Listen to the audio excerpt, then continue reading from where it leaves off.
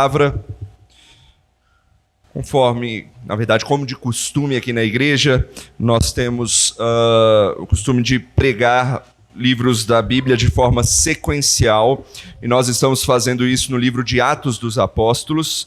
Hoje estamos no capítulo 14, portanto, vou convidá-los a abrir a palavra do Senhor em Atos capítulo 14. Atos capítulo 14, de 1 a 21. Atos capítulo 14, de 1 a 21. Peço que você preste atenção na leitura que eu farei do texto. É a palavra de Deus que está sendo lida. Tenha reverência e atenção nesse momento. Pois a palavra de Deus diz assim: Em Icônio, Paulo e Barnabé entraram juntos na sinagoga judaica e falaram de tal modo que veio a crer grande multidão, tanto de judeus como de gregos. Mas os judeus incrédulos incitaram e irritaram os ânimos dos gentios contra os irmãos. Entretanto, demoraram-se ali muito tempo, falando ousadamente no Senhor, o qual confirmava a palavra da sua graça, concedendo que por mão deles se fizessem sinais e prodígios. Mas dividiu-se o povo da cidade. Uns eram pelos judeus, outros pelos apóstolos. E quando surgisse um tumulto dos gentios e judeus associados com as suas autoridades para os ultrajar e apedrejar, sabendo eles, fugiram para Listra e Derbe, cidades da Licaônia, a circunvizinhança, onde anunciaram o evangelho. Em Listra, costumava estar assentado certo homem aleijado, paralítico, desde o seu nascimento, o qual jamais pudera andar. Esse homem ouviu falar Paulo, que fixando nele os olhos e vendo que possuía fé para ser curado, disse-lhe em alta voz: Apruma-te direito sobre os pés. Ele saltou e andava. Quando as multidões viram o que Paulo fizera, gritaram em língua licaônica, dizendo: Os deuses em forma de homens baixaram até nós. A Barnabé chamavam Júpiter e a Paulo Mercúrio, porque era este o principal portador da palavra. O sacerdote de Júpiter, cujo templo estava em frente da cidade, trazendo para junto das portas touros e grinaldas, queria sacrificar juntamente com as multidões. Porém, ouvindo isto, os apóstolos Barnabé e Paulo, rasgando as suas vestes, saltaram para o meio da multidão, clamando: Senhores, por que fazeis isto? Nós também somos homens como vós, sujeitos aos mesmos sentimentos, e vos anunciamos o evangelho para que destas coisas vãs vos convertais ao Deus vivo, que fez o céu, a terra, o mar e tudo o que há neles, o qual nas gerações passadas permitiu que todos os povos andassem nos seus próprios caminhos. Contudo, não se deixou ficar sem testemunho de si mesmo, fazendo bem, dando-vos do céu chuvas e estações frutíferas, enchendo o vosso coração de fartura e de alegria. Dizendo isto, foi ainda com dificuldade que impediram as multidões de lhes oferecerem sacrifícios. Sobrevieram, porém, judeus de Antioquia e Icônio, e instigando as multidões e apedrejando a Paulo, arrastaram-no para fora da cidade, dando-o por morto. Rodeando-o, porém, os discípulos, levantou-se e entrou na cidade.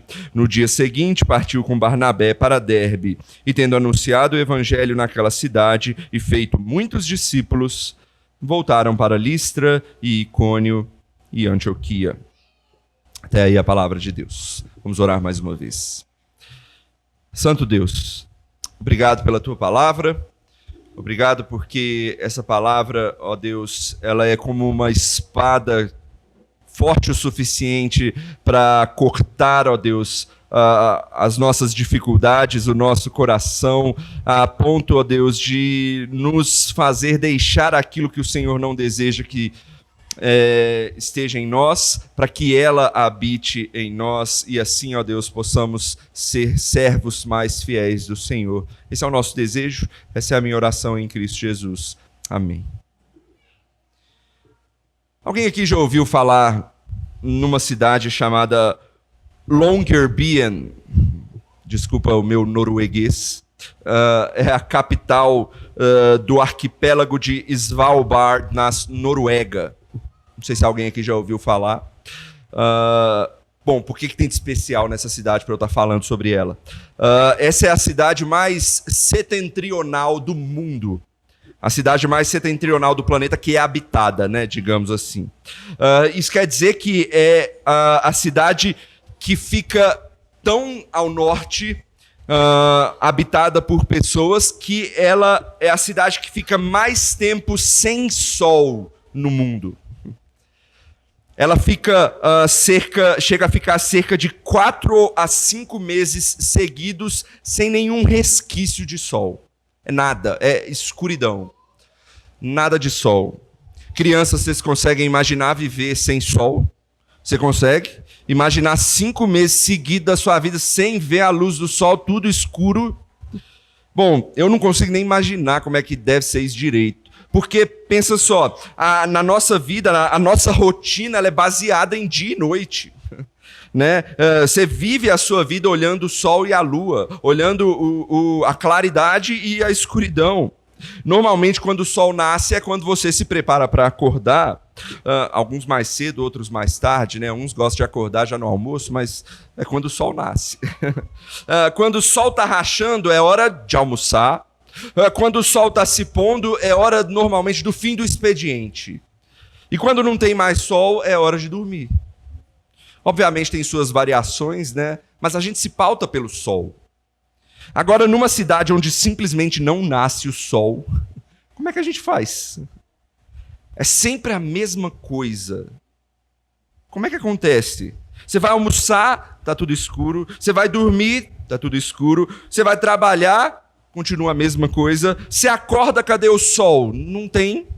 Tá do mesmo jeito de quando você foi dormir, de quando você foi trabalhar, de quando você foi comer. Podia se chamar a cidade da mesmice. Mas pensa numa coisa. Tem uma coisa muito interessante nessa cidade. Imagina quando passa todo esse tempo de noite, 5 meses seguidos, e o sol finalmente nasce. Imagina o evento. Imagina a alegria. Pelo menos se fosse eu morando nessa cidade, eu acho que eu ficaria bastante alegre em ver a luz do sol finalmente aparecendo. Por que essa cidade me lembra esse texto?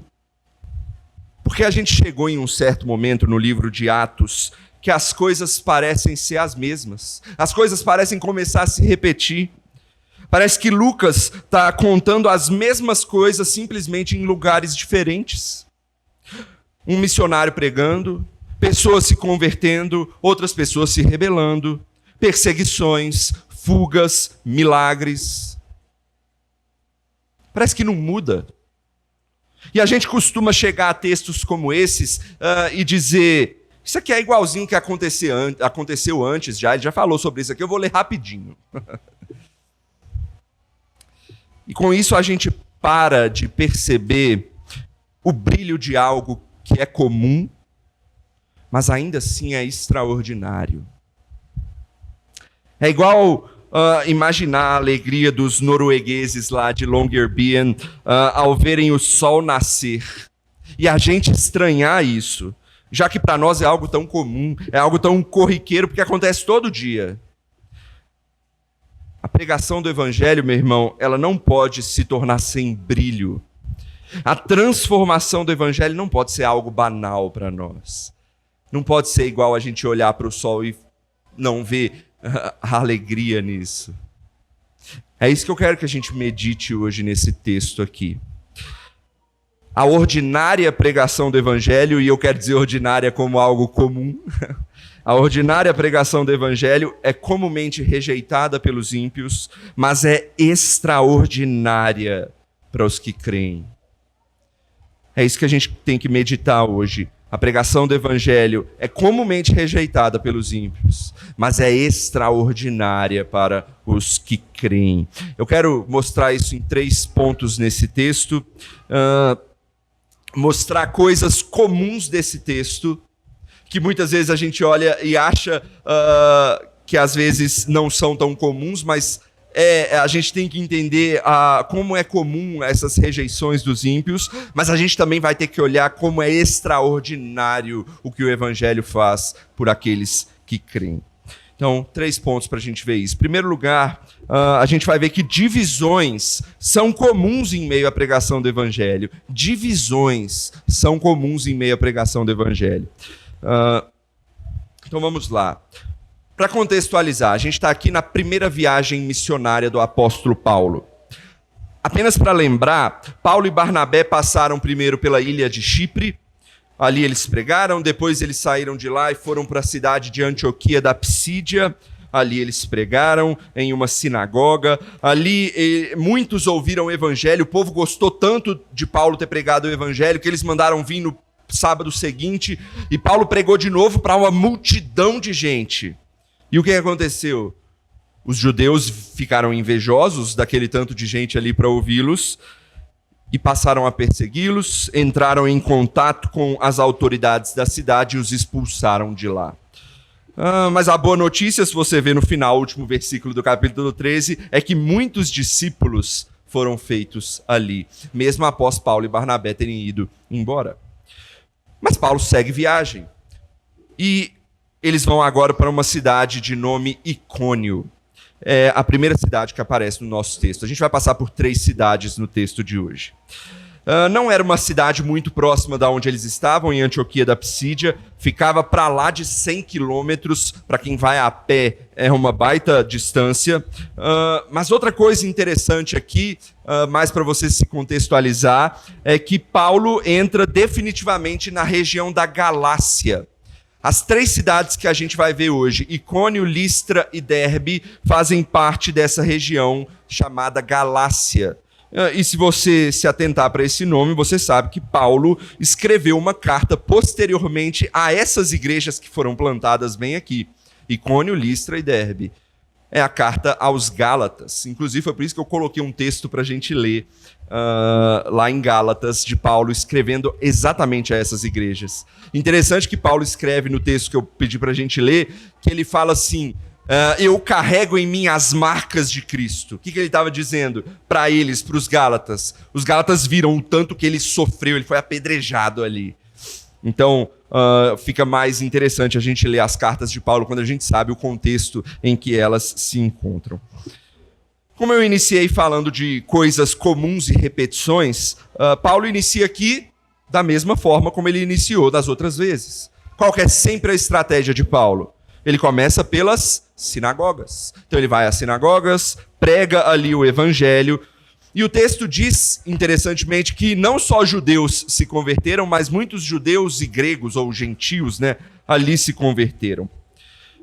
Mas para continuar as repetições em Atos, há rebelião por parte dos judeus incrédulos. E assim eles tentam incitar os gentios contra os discípulos.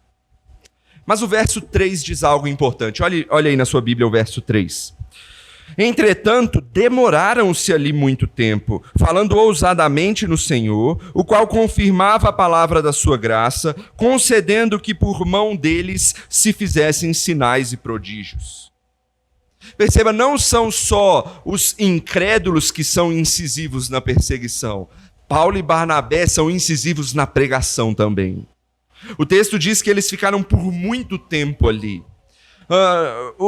Como Lucas descreve de uma maneira rápida, a gente não tem dimensão disso, mas é bem provável que eles ficaram meses ali nessa cidade de Icônio. Ao todo, essa viagem de Paulo e Barnabé deve ter demorado uns 2 anos, estima-se aí os estudiosos da Bíblia. E ali, só nessa cidade, eles devem ter passado os bons meses, pregando o evangelho, que era confirmado por sinais e prodígios, coisa que a gente já viu em vários outros textos, e discipulando novos convertidos. Certamente uma comunidade surgiu daí.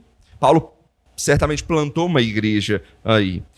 Só que nem todos foram favoráveis ao evangelho. Os judeus incrédulos ainda estavam lá, pegando no pé deles, trabalhando contra o evangelho. E o resultado disso é o quê? É uma divisão. O texto diz que há uma divisão, olha a partir do verso 4. Mas dividiu-se o povo da cidade. Uns eram pelos judeus, outros pelos apóstolos, e como surgisse um tumulto dos gentios e judeus associados com as suas autoridades para os ultrajar e apedrejar, sabendo eles, fugiram para Listra e Derbe, cidades da Licaônia e circunvizinhança, onde anunciaram o evangelho. Eu havia dito que Paulo e Barnabé eram incisivos na pregação do evangelho, certo? Mas o problema é que a divisão aqui gerou briga, e dessa briga gerou uma perseguição forte que ameaçou a vida deles. Eles ficaram sabendo que eles seriam apedrejados. Então, há um limite, né, na insistência e da permanência dos missionários. Especialmente porque eles já haviam pregado, já estavam há um bom tempo ali, uma comunidade já havia sido formada, não há necessidade de insistir a ponto de perder a vida. Então, Paulo e Barnabé saem, já fizeram um trabalho. E perceba, não é um desencorajamento, porque o texto diz no versículo 7 que eles continuaram anunciando o evangelho para onde eles foram. O que eu quero mostrar nessa primeira cidade aqui? É interessante ver que o que o evangelho causa. Paulo está aprendendo na prática algo que ele vai falar muito nas suas cartas. Que o evangelho não só transforma vidas, mas o evangelho divide também. Por exemplo, em 2 Coríntios, capítulo 2, Paulo vai dizer assim nos versos 15 e 16. Não precisa abrir lá não, vou ler. Porque nós somos para com Deus o bom perfume de Cristo. Atente-se a isso. Tanto nos que são salvos, como nos que se perdem. Para com estes que se perdem, cheiro de morte para a morte. Mas para com aqueles que são salvos, aroma de vida para a vida. Quer alguém que fala mais enfático ainda do que Paulo? Olha o que Jesus fala, Mateus 10, 34 e 35. Jesus diz assim: Não penseis que vim à terra para trazer paz. Não vim trazer paz, mas espada. Pois vim causar divisão entre o homem e seu pai, entre a filha e sua mãe, entre a nora e sua sogra. Meus irmãos, o evangelho divide. E eu quero dizer para você que isso é comum.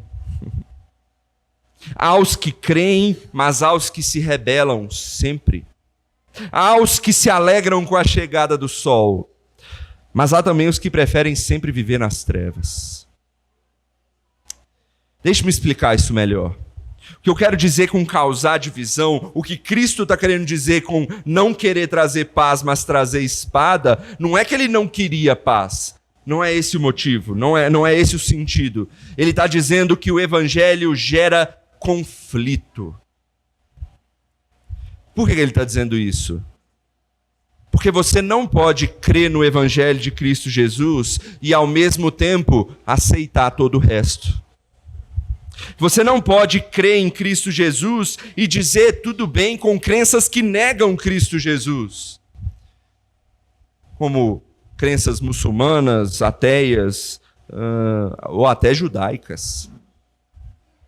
Crer em Cristo, meu irmão, significa não somente aceitá-lo, mas também rejeitar tudo aquilo que é contra Cristo.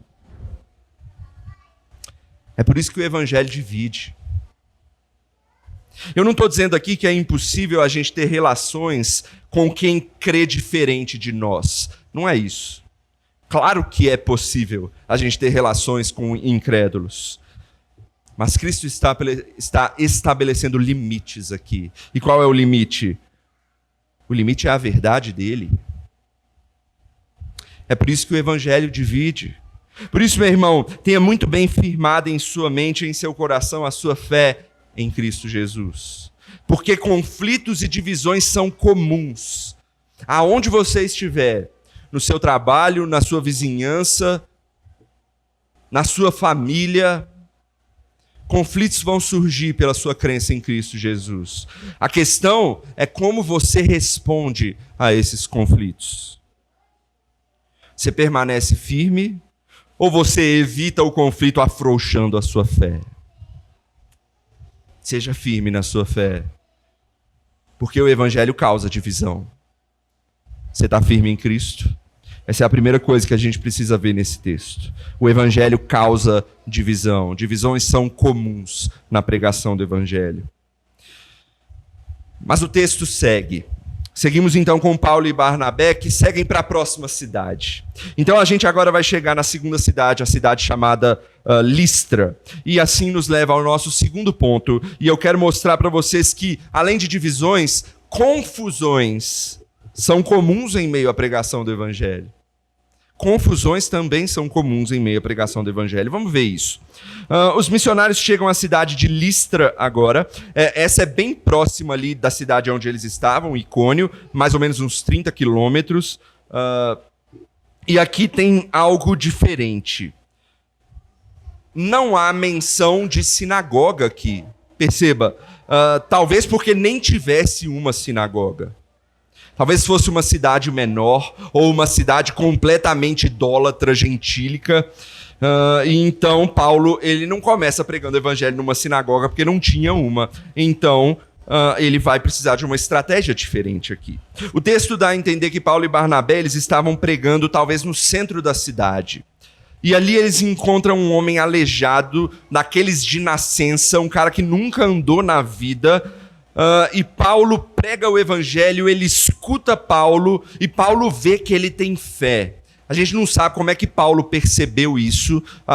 O texto só diz que Paulo viu nos olhos dele que ele tinha demonstrado fé a partir daquilo que ele tinha pregado. E Paulo, então, ele age milagrosamente curando por meio do Espírito Santo aquele homem. E veja que não é uma cura qualquer, né? Um homem que nunca andou na vida simplesmente se levanta de uma vez e sai andando. Se você fica parado um tempo, mesmo você sabendo andar, você não consegue levantar e andar de uma vez sem dar uma esticada antes, né? Esse homem nunca tinha andado, mas saiu andando de uma vez. Foi um milagre daqueles. E para não perder o costume das repetições aqui em Atos, mais uma vez, Lucas ele escolhe relatar esse acontecimento de uma forma muito semelhante ao que já aconteceu em Atos, lá no capítulo 3. Não sei se você se lembra, mas Pedro, o apóstolo Pedro, ele cura um coxo de nascença também, lá em Atos capítulo 3. Lucas usa uma linguagem muito semelhante aqui. E por que Lucas está fazendo isso? Essa repetição aqui ela é diferente, mas ela é importante. É uma repetição que Lucas está usando para mostrar que Paulo ele tem as mesmas credenciais que Pedro para ser um apóstolo de Cristo Jesus. Vocês lembram que Paulo, constantemente em suas cartas, ele tem que defender a sua apostolicidade? Lucas ele ajuda Paulo nesse sentido, mostrando que ele tem credenciais sim para ser um apóstolo. Então aquele homem é completamente curado. E as pessoas que viram aquilo ficam em polvorosa, a notícia se espalha e o resultado aqui é inusitado. O que o povo faz? Os gentios idólatras daquela cidade, o que eles fazem? Eles olham para Barnabé e Paulo e assumem que eles são deuses que baixaram até eles. Barnabé é chamado de Júpiter e Paulo de Mercúrio. Esses são nomes de deuses romanos, mas talvez se você tiver uma outra Bíblia, numa outra tradução grega, os nomes vão ser Zeus e Hermes. Para quem conhece de mitologia aí, é mais fácil de entender, né, quem são. Então eles chamam Barnabé do deus principal, provavelmente porque Barnabé era mais velho e estava por trás, porque eles acreditavam que o deus principal é o que só está supervisionando. Enquanto o que falava era o deus subordinado, era Hermes. Se você lembra, Hermes na mitologia grega é o deus que é o mensageiro, né? É o deus que tem aquelas asinhas nas sandálias dos pés e tudo mais, porque ele vai entregar mensagens, né? E Paulo, como era o Paulo que falava, que pregava, então Paulo foi chamado de Hermes, ou Mercúrio aqui no nome romano. Há uma lenda escrita aqui pelo poeta Ovídio, não sei se você já ouviu falar, esse é um poeta famoso, em um livro, que você consegue até encontrar na livraria, aí, foi traduzido, né, chama Metamorfoses, é lá do fim no início do primeiro século, né, da era cristã, ele escreve esse livro, e ele escreve uma lenda de uma região que é exatamente essa região onde Paulo e Barnabé estão. E a lenda é o seguinte: certa vez, os deuses, exatamente esses, Júpiter e Mercúrio, eles descem até a cidade, e ali eles procuram hospitalidade, só que eles não encontram com ninguém. Eles vão falando e ninguém os hospeda, ninguém os recebe, a não ser um casal de idosos na cidade. E o que esses deuses fazem? Eles pegam esses casais de idosos, levam eles para fora da cidade e destroem a cidade por meio de uma enchente. Certamente o povo local ali, eles conheciam essa lenda, e ao verem Paulo e Barnabé fazendo o que fizeram, o que eles pensaram? Provavelmente, né? Dessa vez a gente não vai errar, não. Dessa vez a gente vai considerar que eles são de fato deuses. Vamos então adorar e vamos sacrificar eles. Logo apareceu um sacerdote lá de um templo na cidade, trazendo touros vestidos ali já com grinaldas, né, o texto diz, porque eles seriam sacrificados em favor dos deuses ali, Paulo e Barnabé. No ponto anterior eu disse que há aqueles que não se importam com o sol, mas preferem permanecer em trevas. Aqui tem um caso diferente. Aqui há também aqueles que veem o sol e se alegram. Mas o que eles fazem? Eles confundem em sua forma de agir e passam a idolatrar o sol.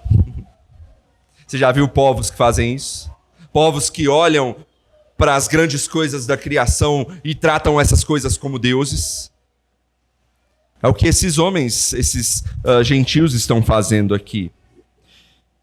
Eles idolatram o sol em lugar do Criador do próprio sol.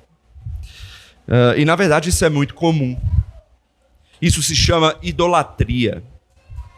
Quando o homem coloca em primeiro lugar, ou simplesmente quando o homem adora qualquer coisa da criação em lugar do Criador, isso é chamado idolatria.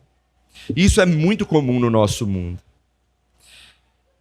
E Paulo e Barnabé, a princípio, eles não estavam entendendo o que estava acontecendo, né? O texto diz que as pessoas ali da cidade estavam falando em língua licaônica, provavelmente eles não estavam entendendo o que as pessoas estavam conversando, mas quando eles viram o sacerdote trazendo os touros, aí Paulo entendeu.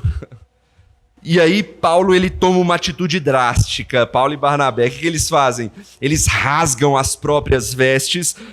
Isso era um símbolo de repugnância para o que estava acontecendo, né? E eles se colocam no meio da multidão e começam a pregar bem alto para que aquele povo pudesse ouvir e parar com o que eles estavam fazendo. Acompanhe esse sermão, pequeno sermão de Paulo aí no texto, mais uma vez, verso 15. Senhores, por que fazeis isto? Nós também somos homens como vós, sujeitos aos mesmos sentimentos, e vos anunciamos o evangelho para que destas coisas vãs vos convertais ao Deus vivo, que fez o céu, a terra, o mar e tudo o que há neles, o qual nas gerações passadas permitiu que todos os povos andassem nos seus próprios caminhos. Contudo, não se deixou ficar sem testemunho de si mesmo, fazendo bem, dando-vos do céu chuvas e estações frutíferas, enchendo o vosso coração de fartura e de alegria. Se você tem familiaridade com o texto de Atos, e os irmãos aqui da igreja que têm acompanhado essa série, devem ter notado que esse sermão ele é bem diferente dos sermões anteriores que já teve no livro de Atos. Por quê? Porque os primeiros sermões, na verdade, todos os sermões anteriores que a gente viu, que Pedro faz, Estevão, o próprio Paulo, são destinados especialmente a judeus, em regiões de Israel, onde há a maioria judaica, ou em sinagogas. Pessoas que conhecem o Antigo Testamento, pessoas que conhecem o Deus vivo. Mas aqui, há gentios idólatras em massa. Então Paulo faz o quê? Ele adapta a mensagem dele para conseguir atingir esses homens melhor. Isso é extremamente importante, isso é um ponto de aplicação para nós. Você não muda o evangelho quando você prega, mas você contextualiza o evangelho quando você prega, isso é importante. Para a pessoa te entender, se é uma pessoa daqui, se é uma pessoa de outro lugar do mundo, Você tem que falar de formas diferentes. Você apresenta Cristo, mas de formas diferentes. E Paulo faz isso aqui. Por exemplo, perceba aí que Paulo ele não fala o que ele fala nos outros, o Deus de Abraão, o Deus de Davi, o povo de Israel. Não. Paulo precisa ir antes disso. Ele vai do começo. Ele fala do Deus que criou todas as coisas. Ele fala de coisas que esses homens conhecem. O céu, a terra, o mar. Ele diz que há um Deus criador que sempre existiu e esse Deus deixou com que eles andassem nos seus próprios caminhos. Só que Paulo não fala que esse Deus deixou e tudo bem. Não. Tem um ponto de contato que Paulo usa aqui. Esse ponto de contato a gente chama na teologia de graça comum. Ainda que eles não conhecessem plenamente esse Deus para crer nele, Paulo ele fala que eles podiam saber que havia um Deus, por quê? Porque esse Deus lhes fazia o bem. Sabe as chuvas? Sabe o sol? Sabe as estações frutíferas? Sabe os momentos de alegria que vocês passam em fartura? É esse Deus que eu estou pregando que faz, que dá para vocês. A pregação de Paulo é certeira para aqueles homens. Por quê? Porque eles conhecem o que Paulo está falando. Mas o interessante é que idólatra é difícil de dobrar. Porque mesmo depois da pregação, o texto diz que ainda assim foi difícil fazer aqueles homens desistirem da ideia de sacrificar a eles. Meus irmãos, por que é comum o evangelho gerar confusão? Porque não só esses gentios, mas o ser humano, ele tem a tendência de ser idólatra. O mundo, perceba isso, como é que o mundo define o ser humano? O mundo gosta de chamar o ser humano de Homo sapiens. O que significa Homo sapiens? Ou os homens que raciocinam, né? Nós somos humanos porque nós distinguimos do resto do mundo, dos animais, dos outros seres vivos, porque nós sabemos raciocinar e eles não.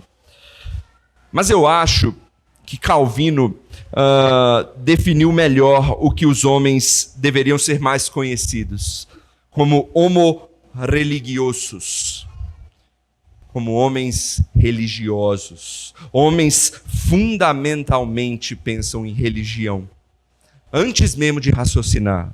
A Bíblia diz isso. Provérbios capítulo 4, versículo 23 diz assim: do coração procedem as fontes da vida. Não é da mente nem do raciocínio. O homem sempre encontra algo para adorar, meu irmão. Ainda que você negue isso, ainda que ateus neguem que adorem alguma coisa, eles sempre adoram alguma coisa. Nós somos seres adoradores. Por natureza, Deus colocou isso no nosso coração. O problema é que Deus colocou isso para que a gente o adorasse. Mas o homem pega e idolatra outras coisas. Não à toa, o mesmo Calvino, ele diz uma conhecida frase: o coração do homem é uma fábrica de ídolos.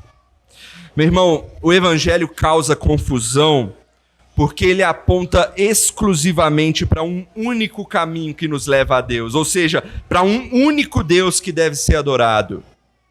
Mas nossos corações insistem em se apegar a outras coisas.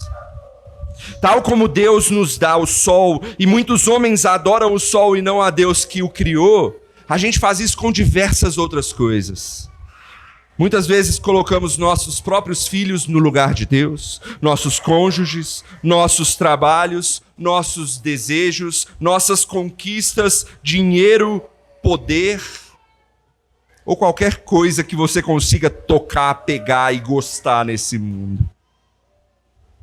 Isso é confundir a bênção com o Deus que dá a bênção. Essas coisas são boas. Eu não estou dizendo que essas coisas são ruins e você não pode usufruir delas. Claro que pode. Deus nos deu isso para o nosso bem.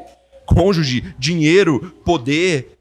Se a gente usar essas coisas de maneira bem feita, isso é bom. O problema é que a gente olha para essas coisas e quer acima do próprio Deus. Mas essas coisas não trazem satisfação que só Deus pode trazer. E sabe por quê? Sabe por que só Deus traz plena satisfação? Porque todas essas coisas que você idolatra provém dele. Não faz o menor sentido adorar a bênção no lugar daquele que detém o poder de abençoar. É por isso que Cristo diz que todo aquele que tem fome e sede vai ser plenamente saciado nele. Por quê? Porque ele é a fonte. Meu irmão, não olhe para outras coisas e as adore e as queira acima do seu Senhor e Salvador. Isso é trocar os bois de lugar. Deus é o Senhor, Ele é o detentor de todas essas coisas. Vá a Ele é a fonte, Ele é o Senhor. Não troque o sol por aquele que é o Criador do próprio sol, por aquele que é a própria luz. E isso nos leva ao nosso terceiro ponto. A gente falou de duas coisas que são comuns, divisões e confusões. Tem outra coisa que é comum, mas ela é mais do que comum. Terceiro lugar, para a gente finalizar, conversões são extraordinariamente comuns em meio à pregação do Evangelho. Esse é o nosso ponto final. O texto segue e nos mostra que os judeus das cidades anteriores seguiram Paulo e Barnabé e instigaram as multidões para fazer o que eles já queriam ter feito antes, apedrejar eles. Só que dessa vez eles conseguem. Imagina a raiva desses homens, para seguir eles de cidade a cidade, até conseguir finalmente apedrejar eles. E assim Paulo foi apedrejado, e veja, o texto diz que ele foi dado como morto. Então provavelmente Paulo deve ter machucado muito, deve ter ficado até inconsciente. Aí eles olharam para Paulo, arrastaram ele para fora da cidade e falaram: está morto, pronto, o trabalho está feito. E foram embora. Os discípulos então rodearam Paulo ali, perceberam que ele estava vivo, talvez até milagrosamente ele se levantou aí, né? E o interessante é que Paulo volta para a cidade para passar a noite ali, para se preparar então para seguir viagem, para fazer a mesma coisa que ele sempre faz e que é o que ele foi chamado a fazer, pregar o evangelho de Jesus Cristo. E então eles vão para uma nova cidade, a cidade de Derbe agora, é a terceira cidade do nosso texto, Derbe. E essa é impressionante, uma coisa impressionante aqui no texto. Lucas, ele gasta meio versículo para contar o que aconteceu nessa cidade. Olha aí o versículo 21, eu vou ler ele todo porque não dá nem para separar. Mas é meio versículo para dizer o que aconteceu lá, versículo 21. E tendo anunciado o evangelho naquela cidade e feito muitos discípulos, voltaram para Listra, Icônio e Antioquia. Perceba, aqui não nos é contado nenhum caso de perseguição ou incredulidade rebelde. Aqui também não nos é contado nenhum caso maluco de idolatria ou qualquer coisa assim. A única coisa que Lucas nos diz nesse texto que aconteceu nessa cidade é que o evangelho foi anunciado e muitos creram e se tornaram discípulos. Pensa na ilustração que eu usei no início daquela cidade norueguesa. Eu disse que eu imagino que para os moradores de lá, o nascer do sol, depois de meses de escuridão, deve ser algo celebrado. Mas pense em nós agora. A gente vive num país tropical, o que não falta é sol aqui. O nascer do sol para nós é tão corriqueiro que você nem nota a beleza disso. É normal, e é interessante notar isso, que a gente ora agradecendo a Deus por esse dia, obrigado, Senhor, por esse dia que o Senhor nos dá, mas normalmente a gente ora de forma automática, a gente nem pensa na beleza do que é ter um novo dia, né? Sem realmente pensar quão fantástico é o sol ter se levantado outra vez. Porque o sol representa muita coisa. O sol representa muitas vezes novas oportunidades. O sol representa calor para essa vida fria muitas vezes, para uma noite difícil, para fazer a natureza crescer, para fazer esse mundo girar como deve. O sol é fantástico. E a gente nem nota a beleza disso. A gente faz a mesma coisa com o evangelho. Infelizmente. Você escuta o evangelho domingo após domingo. Você lê o livro de Atos, como a gente está lendo aqui, e vê pessoas convertendo o tempo inteiro. É comum. Você vê gente chegando na igreja nova, sendo batizada, tendo seus filhos sendo batizados aqui, igual a gente viu hoje, e talvez isso esteja se tornando comum, mas não só comum, às vezes se torna banal para você. Talvez o evangelho esteja perdendo o brilho nos seus olhos, por você considerar isso comum. Meu querido irmão, quando Lucas descreve o resultado da pregação do evangelho em Derbe, ele não está dizendo de nenhuma forma que isso é banal. Mas ele está de fato mostrando para nós que isso é algo comum. Tanto que ele passa rapidamente por isso. Mas não é por ser comum que a gente não deve ver a glória disso. Glória a Deus que é comum, meus irmãos, chegarem pessoas novas na igreja. Glória a Deus porque é comum vermos novos convertidos. Glória a Deus porque é comum ver o evangelho transformando vidas. Mas o meu ponto aqui é que você veja que isso é extraordinariamente comum. Deixa eu explicar isso para você. Meu irmão, não deixe o evangelho deixar de ser extraordinário aos seus olhos. Pois senão, seus olhos podem te levar a ídolos, e esses ídolos podem afrouxar a sua fé, e assim te levarem a não só perder o brilho, mas a se acostumar com a escuridão, como a gente viu nas cidades anteriores. Vamos aproveitar que a gente está na semana de Páscoa e rever a extraordinariedade do Evangelho. O que Cristo fez por você, meu irmão? Isso não foi nada comum, mas foi absolutamente singular o que Cristo fez.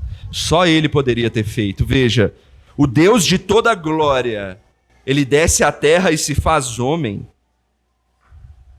Como homem, Ele vive uma vida perfeita.